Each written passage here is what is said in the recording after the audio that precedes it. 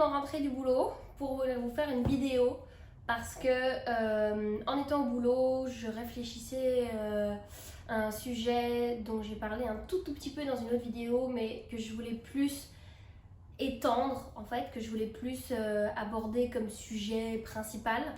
Et du coup, on va faire ça aujourd'hui. Ce sujet en fait, c'est le jeu du pire scénario. Et je voulais élaborer un peu ce sujet avec vous parce que c'est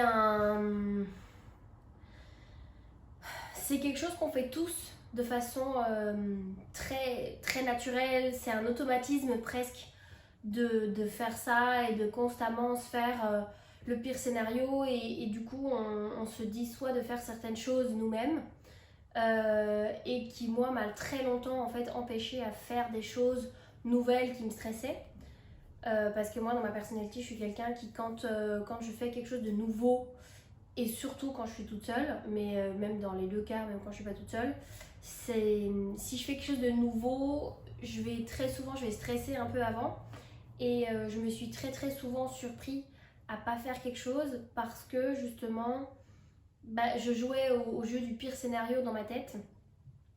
Et dès que je trouvais un scénario qui était assez réaliste et qui me faisait suffisamment peur, et je me disais j'ai trouvé ma petite raison pour pas y aller, pour pas faire cette chose-là, pour pas tenter quelque chose de nouveau. Et j'ai ces dernières années réussi à en fait contrer ce scénario et à trouver des façons en fait à le contourner ou à me raisonner moi-même.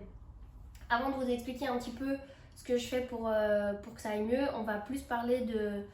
Je vais élaborer un peu ce que je veux dire par le jeu du pire scénario parce que je pense que c'est un terme que j'ai inventé moi-même.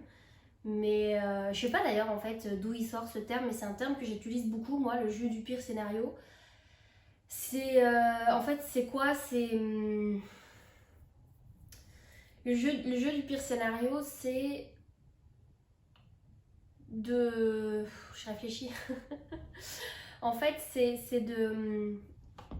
une conversation qu'on a avec soi-même dans sa tête. D'ailleurs, en fait, moi j'ai des conversations dans ma tête parce que la façon dont je réfléchis, il y a une petite voix dans ma tête qui me parle. Mais j'ai appris, j'ai vu une vidéo TikTok, j'ai appris. Je vais pas vous sortir j'ai lu un article, hein, non, j'ai vu des vidéos TikTok comme vous. Donc j'ai vu une vidéo TikTok où il y a quelqu'un qui dit que tout le monde n'a pas cette petite voix dans sa tête. Moi, personnellement, j'ai une petite voix dans ma tête. Quand je réfléchis, je parle avec moi-même, tu vois. J'ai des conversations et c'est comme ça que je réfléchis. C'est comme ça que je me dis, demain je vais faire des courses et je vais faire ci, je vais faire ça. Et il y a une petite voix, il y a une petite Valentine dans ma tête qui parle. Ça m'intéresse d'ailleurs beaucoup, si vous êtes comme moi, mettez un petit emoji en commentaire. Qu'est-ce qu'on va mettre comme emoji? Si vous avez une petite voix dans votre tête, mettez un haut-parleur avec du son, tu sais, les emojis avec le haut-parleur de son. Et si vous n'avez pas de voix dans votre tête, vous mettez un emoji avec le son, tu sais, comme quand il faut éteindre le son. Moi, ça m'intéresse en tout cas de savoir combien on est à avoir la petite voix dans sa tête et combien on est à ne pas avoir la petite voix dans sa tête. Alors, je compte sur vous, mettez en commentaire tout de suite pendant que vous êtes en train de regarder la vidéo, mettez votre petit emoji. Ça m'intéresse vraiment beaucoup parce que moi, je peux pas m'imaginer ne pas avoir une petite voix dans sa tête. Et je sais pas comment vous faites, les gens qui n'ont pas de petite voix dans leur tête. Je sais pas comment vous faites pour réfléchir et faire des choses dans votre vie en fait. C'est ça ce qui moi me perturbe un petit peu.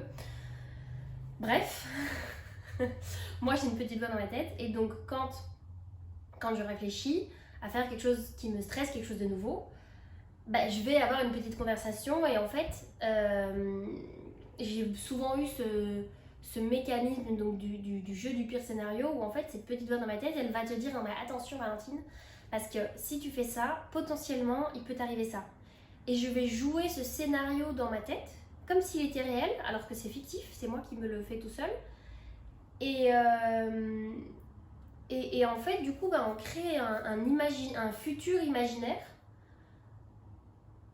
mais qu'on a inventé nous-mêmes en fait et que très souvent c'est probable, hein, très souvent c'est des choses, c'est des conversations avec des gens par exemple ou t'arrives quelque part, c'est pas des trucs vraiment fantastiques, mais c'est des trucs très probables, des scénarios de probabilité de choses qui peuvent arriver.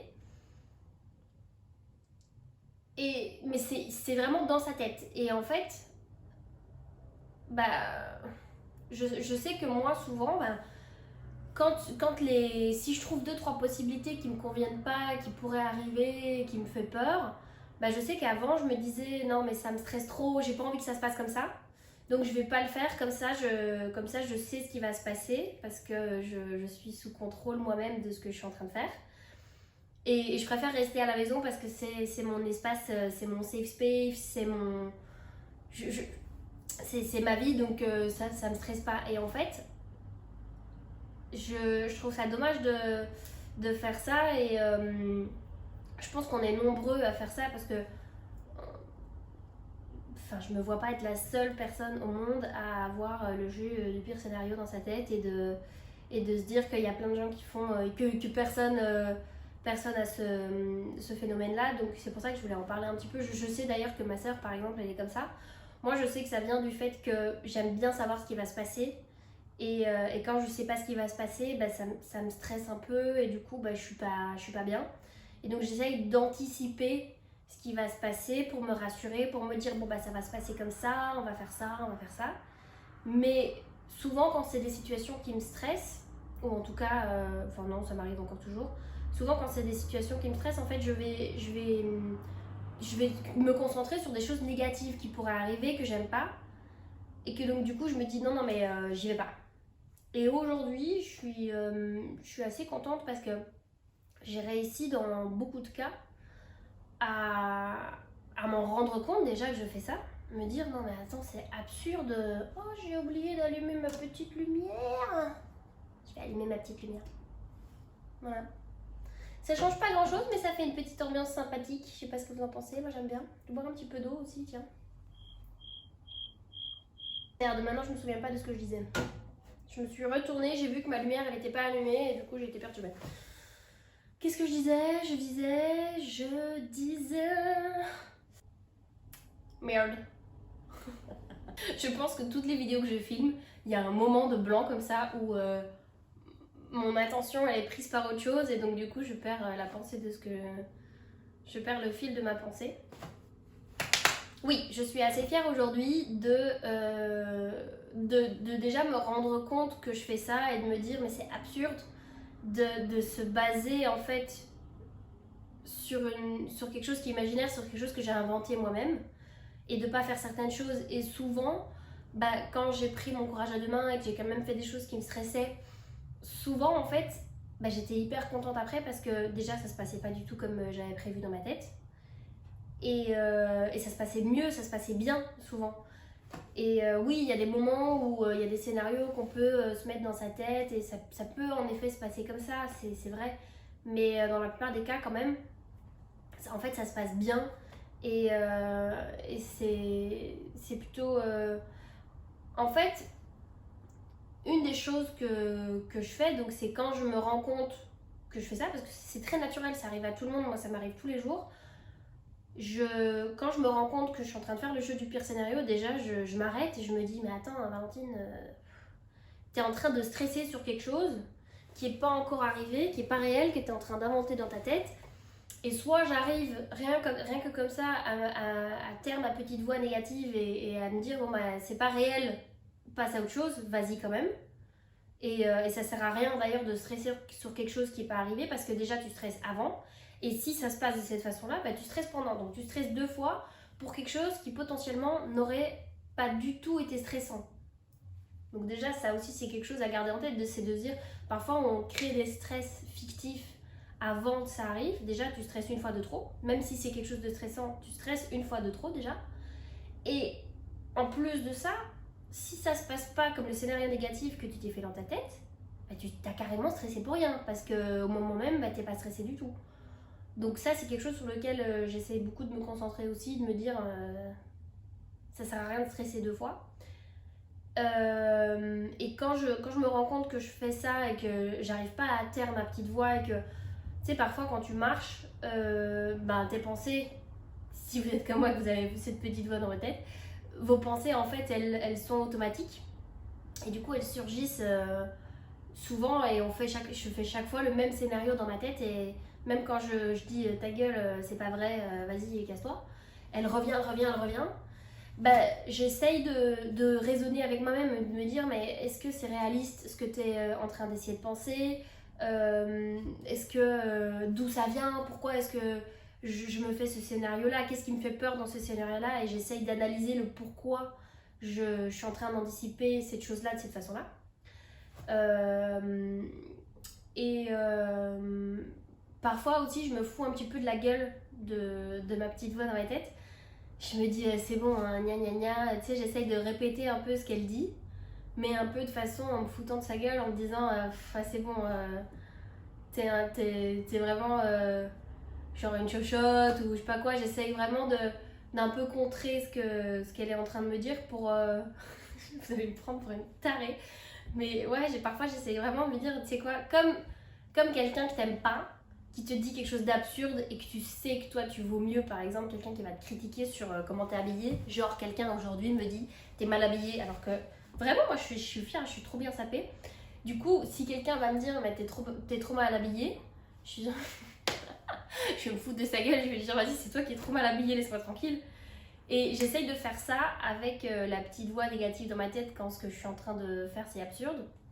Et ce qui fonctionne le mieux dans des cas où je suis vraiment pas bien, je suis vraiment stressée, c'est vraiment quelque chose qui m'angoisse beaucoup et j'arrive vraiment pas à le faire. Ce qui fonctionne très très bien pour moi, c'est vraiment de retourner le truc, de retourner le scénario, de me dire bon ok, ça c'est les pires scénarios qui peuvent arriver, ça me stresse, je suis pas bien, si ça se passe comme ça, franchement, j'aurais préféré ne pas y avoir été.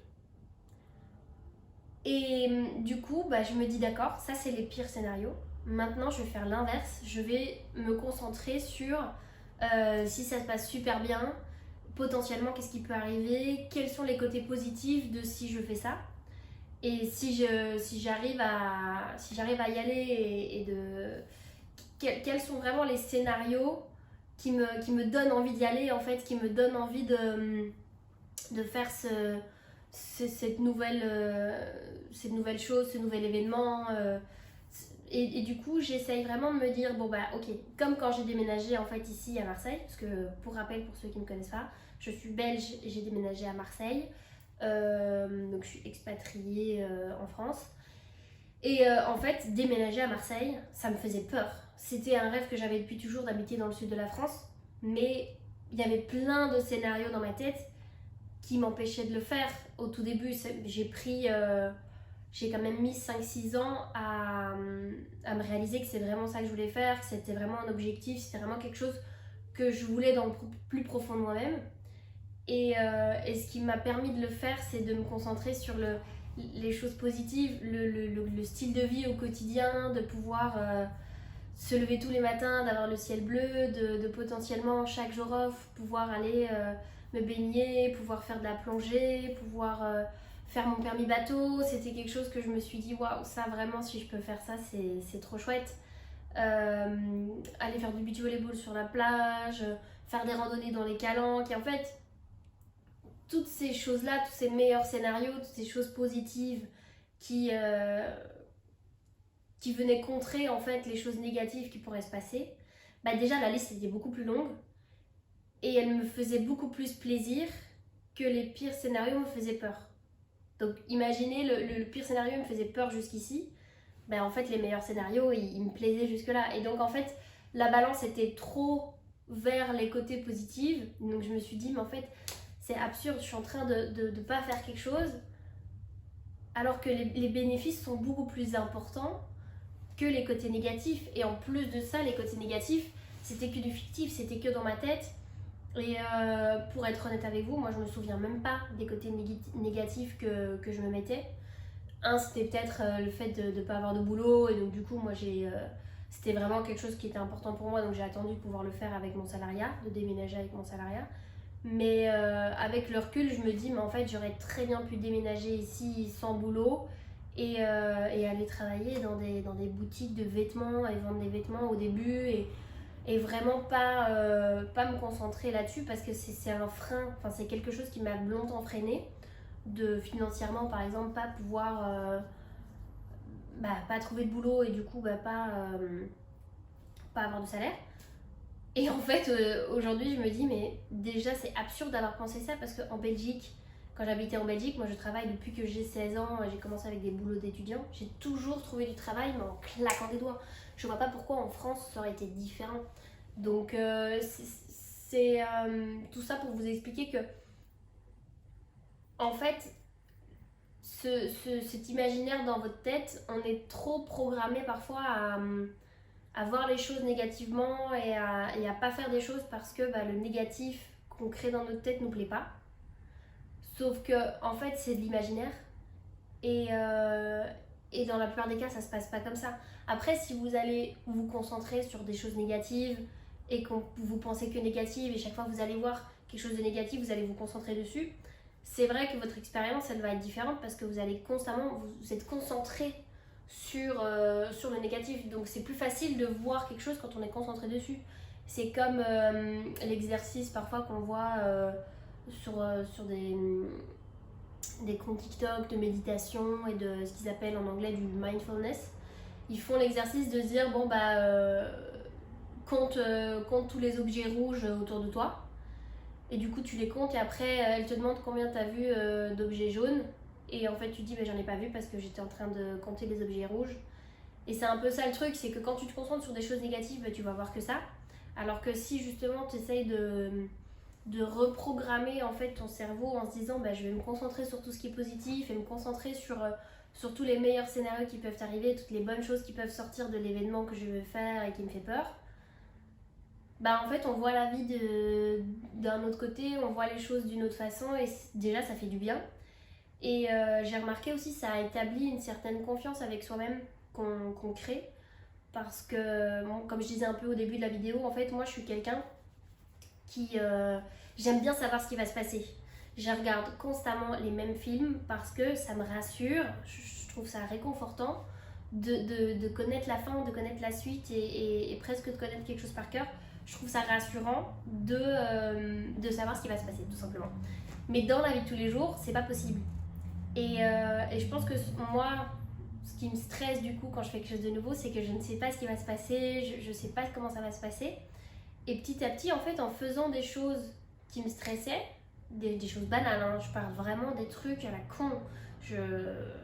Vraiment, c'est absurde parfois de me dire qu'il y a certaines choses que je faisais pas parce que j'étais stressée, alors que c'est vraiment des petites choses de la vie de tous les jours. Mais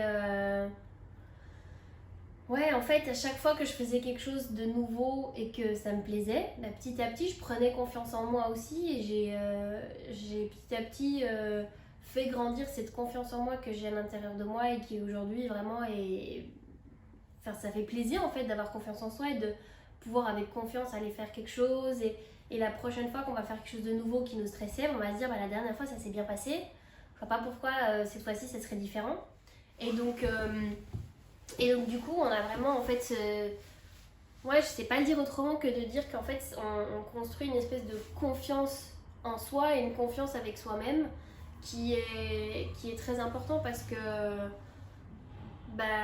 c'est agréable de pouvoir faire des choses qu'on a envie de faire et de pas justement écouter cette petite voix négative qui va constamment te dissuader de faire des choses et qui va du coup te forcer à rester à la maison et d'écouter en fait cette petite voix qui dit mais vas-y va à la plage toute seule et tu vas voir ça va bien se passer et puis qu'après ça se passe vraiment bien. T'apprends à plus écouter cette petite voix positive aussi parce que tu dis la dernière fois ça s'est bien passé donc on recommence maintenant. Et il y a des choses comme ça qui sont aujourd'hui intégrées dans ma routine, dans des choses que je fais régulièrement et que je fais seule. Parce que j'ai écouté cette petite voix positive et j'ai écouté les scénarios positifs que je m'étais fait. Et aujourd'hui, ça me semble même absurde de me dire qu'un jour, ça me stressait de faire ça. Mais c'est un exercice qui, pour moi, et si vous êtes quelqu'un comme moi qui peut avoir du mal parfois à faire des choses nouvelles, parce que vous écoutez cette petite voix négative et il y a des fois où vous avez fait des choses et elle avait raison, du coup ça a renforcé ce sentiment négatif, ça fait du bien en fait de renforcer aussi le sentiment positif qu'on peut avoir et du coup de plus en plus faire confiance à cette petite voix positive. Et ouais, ça fait plaisir en fait. Ça fait bifurquer en fait, enfin moi ça me fait penser un peu sur un autre sujet que je voulais aborder. Je sais pas si je vais faire une deuxième vidéo et que je vais la couper ou si je colle tout sur la même vidéo, mais en fait ça, c'est ce que je viens d'expliquer, c'est fort en lien pour moi avec justement se concentrer sur des choses positives. On attire des choses positives dans notre vie et on va aussi voir les choses positives qui se passent autour de nous. Et en fait, on va avoir un autre filtre sur nos yeux. C'est comme si c'était une autre paire de lunettes. Et ça fait plaisir en fait de mettre les lunettes positives et de voir toutes les choses positives autour de soi. Et du coup, en fait, on crée un état d'esprit beaucoup plus sain, beaucoup plus agréable pour soi-même au quotidien. Et moi, c'est quelque chose que depuis que je suis à Marseille, comme il y avait...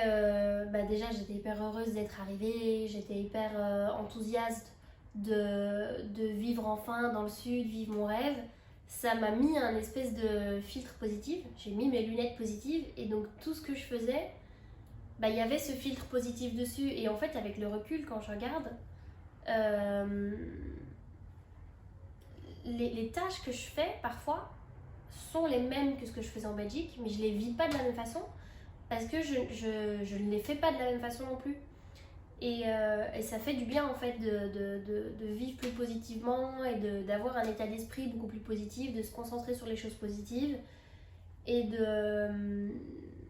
moi je sais pas trop où je veux en venir, mais en tout cas voilà, moi c'est quelque chose qui me fait beaucoup de bien de réfléchir comme ça et de réussir à taire cette petite voix négative de plus en plus et que quand elle surgit, aussi de l'accepter. Je parle beaucoup aussi de l'effet autruche, mettre sa tête dans le sol et d'ignorer certaines choses. Parfois, c'est bien aussi de se dire, ok, j'ai ce sentiment négatif, j'ai cette petite voix négative. Si c'est quelque chose de très prominent chez vous, elle vient d'où déjà, pourquoi, et de l'analyser, de l'accepter, de l'analyser, de se dire, il y a peut-être un souci de fond qu'il faut déjà régler, qu'il faut adresser et qu'il ne faut pas non plus ignorer parce que quand on ignore un problème, quand vous avez votre robinet qui goutte, si tu l'ignores, à un moment donné, ça va déborder, ça va faire une inondation. Alors que si tu vois ton robinet qui coule et tout de suite tu règles le souci, si ça se trouve le robinet n'est pas bien fermé, le problème il est résolu parce que tu l'as pas ignoré. Et avec soi-même, avec ses traits de caractère, avec sa personnalité, sa façon de penser, en fait c'est pareil. C'est je trouve pas le mot en français, mais acknowledge, de prendre conscience, d'accepter en fait d'être d'une certaine façon. Moi aujourd'hui j'accepte que ça me stresse de faire certaines choses toute seule et nouvelles. Et depuis que j'ai accepté ça, que j'ai arrêté de l'ignorer, je reste plus chez moi coincée. Je me dis ok, ça c'est quelque chose que j'ai envie de faire. Ça me stresse, je suis comme ça. Ça fait partie de ma personnalité, ça fait partie de moi. Et à la place de l'ignorer et du coup de pas faire les choses que j'avais envie de faire mais qui me stressent, j'accepte d'être comme ça et je passe au-dessus, je trouve des solutions et petit à petit en fait ce sentiment est en train de partir. Aujourd'hui il y a très peu de choses que j'ai peur de faire toute seule. Et du coup ça fait plaisir, ça fait du bien. Et je vous conseille en tout cas si vous avez des choses similaires à votre caractère que moi ou d'une autre façon mais qui rejoint un petit peu cette façon de réfléchir, d'accepter sa façon d'être ou son flaw, de l'accepter et pas de le contourner parce que je trouve que ça sert à rien, mais de réussir justement à l'accepter, à vivre avec et à construire quelque chose et faire quelque chose en restant soi-même aussi. Et donc moi c'est quelque chose que je vous conseille. Après si vous avez des questions, si vous avez des scénarios, des choses que vous avez peur de faire tout seul et que vous n'arrivez pas même avec les petites astuces que je vous ai données, que vous n'arrivez pas à solutionner vous-même, n'hésitez pas à le mettre en commentaire, d'aller voir aussi mes liens. Moi je propose des sessions de coaching. Parfois ça peut juste être une session d'une demi-heure et ça peut vous aider. Si c'est quelque chose de plus approfondi, que vous voulez vraiment être accompagné dans votre expatriation, je peux aussi vous accompagner pendant plusieurs semaines. Du coup, je fais un peu la passerelle sur mon côté pub, mais donc j'ai aussi un compte TikTok, j'ai un compte Insta, j'ai YouTube, j'ai maintenant aussi une chaîne Spotify. Si vous n'avez pas le temps de me regarder, mais que vous voulez simplement écouter mes conseils, parce que je fais pas grand chose d'intéressant là, hein, c'est surtout le fait de parler. Je poste les mêmes vidéos quand on est assis comme ça, je les poste sur Spotify, donc n'hésitez pas à aller voir aussi de temps en temps si vous êtes plus actif là-dessus. Pareil, tout s'appelle My Dream Moving. J'ai pas changé de nom, j'ai pas fait d'autres noms. Sur Spotify, il fallait mettre le nom du compte et puis il fallait aussi mettre le nom du podcast. Donc j'ai dû mettre 2 noms. Donc ça s'appelle My Dream Moving, les pensées de Valentine. Voilà. De toute façon, moi, il y a tous les liens de mes réseaux sociaux et de mon site internet. Tout est vraiment dans la description. Donc je vous mets comme d'habitude dans la description, je vous mets tout. Donc voilà, j'espère en tout cas que vous avez bien aimé la vidéo. Si vous aimez bien ce format, n'hésitez pas à mettre un petit pouce, à me suivre, à activer les notifications, à me suivre sur tous les réseaux. Franchement, j'arrive plus à parler. À me suivre sur tous les réseaux dont on vient de parler. Que du love sur cette chaîne. Je vous souhaite une excellente journée pleine de bonheur et de réussite. Ciao.